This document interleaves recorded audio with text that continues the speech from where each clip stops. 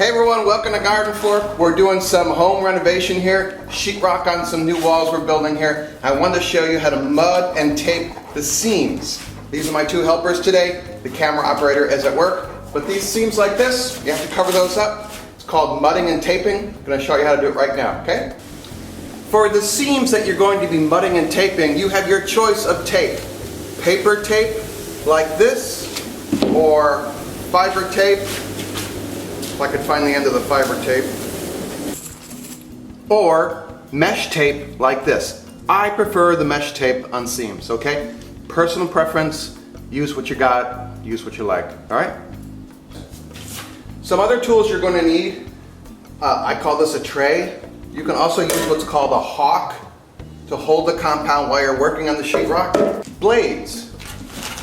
You want a wide kind of metal hard blade to scoop onto the drywall, and then you want some kind of blade like this to smooth across. I like the stainless steel. The carbon steel rusts, as you can see here.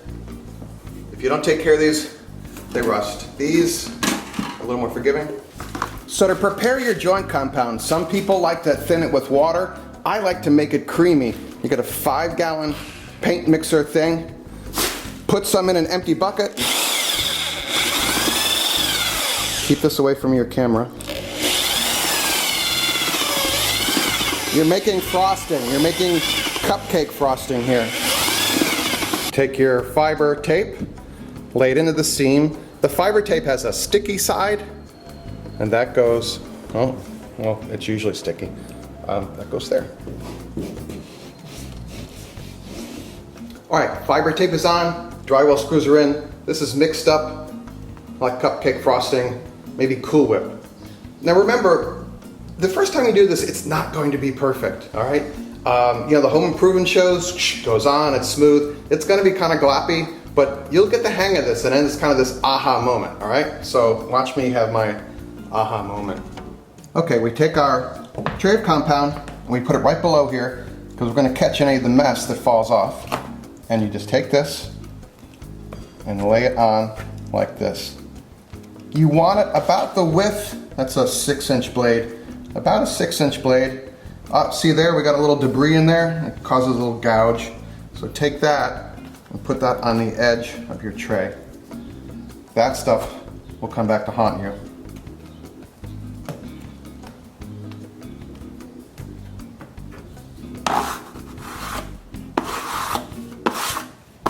Next, we take our blade and run it across.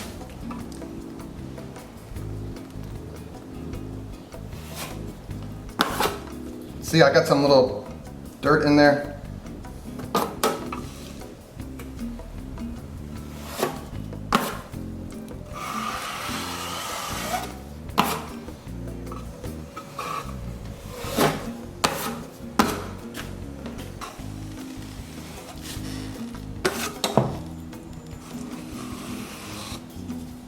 Oh, that's the best one so far. Not bad.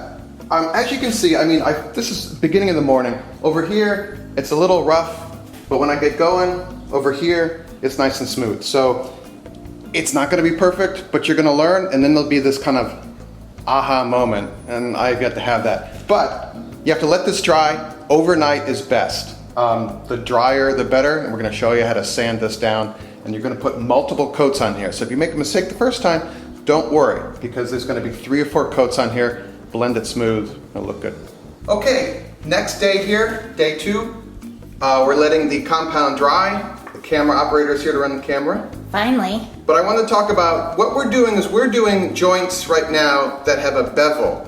At the long ends of the sheetrock, there's a very slight bevel to facilitate making a taped joint. Here. Should I be able to see that? It's really hard to see. You can run your finger over this and you can feel that it goes down. These both go down a little bit, make a dip to help us put the compound in there. Now there's another kind of joint called a butt joint, which is the short ends of the sheetrock usually. Yeah. And there is no bevel here, so this is more difficult to tape and mud. We're gonna talk about that in our second how to tape and mud video, okay? A lot of times when you're doing a repair, it's a butt joint, like right here. This we're adding on sheetrock to existing sheetrock is a butt joint. I'll show you how to do that in version 2 or episode 2 of our mud and tape show. So again, we have our compound. Are there different kinds of compound? There are actually. There's regular joint compound, and then there's lightweight, and now there's a super lightweight, I think. I like to use the lightweight with dust control, okay? And I'm also gonna show you a really neat way to sand compound with no dust. Dust-free sanding, it's huge. So let's take a look here where we are. This is after our first coat, and you can see there's a little dip here in the middle of the joint, and that's okay. Is that the bevel? Yes, that's where the bevel is, that's where the joint is. But you can see the bevel here more. See how it's... Oh, yeah. Now I see it. Okay. Right. So we want to take our blade and knock down the high points here. Just knock that down. Come on, go lay down. All right, second coat. Again, cupcake frosting consistency. And what we're doing here is we want the compound to go farther out on the edges now. We're feathering it. We're making a big feather, and we want it to go farther this time. And you see how we're filling in that center little dip. For our first pass, we used this knife. Now I'm going to use a wider knife. This is carbon steel. I'd rather have a stainless steel knife, but this is what we have. All right, so now we're going to take our wider knife. We're going to lay it at about 30 to 45 degrees here, and we're going to do a pass like that. Do you want to do it in one fell swoop like that?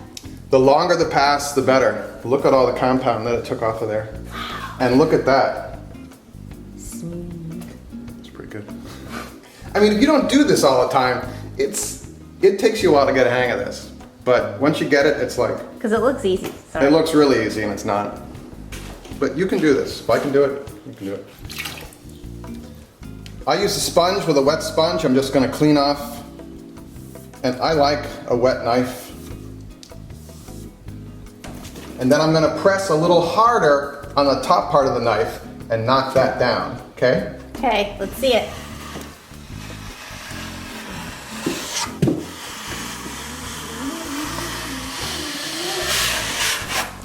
See, there's a little bit of a bump, but we'll take that out. Just let this dry, and we're almost done.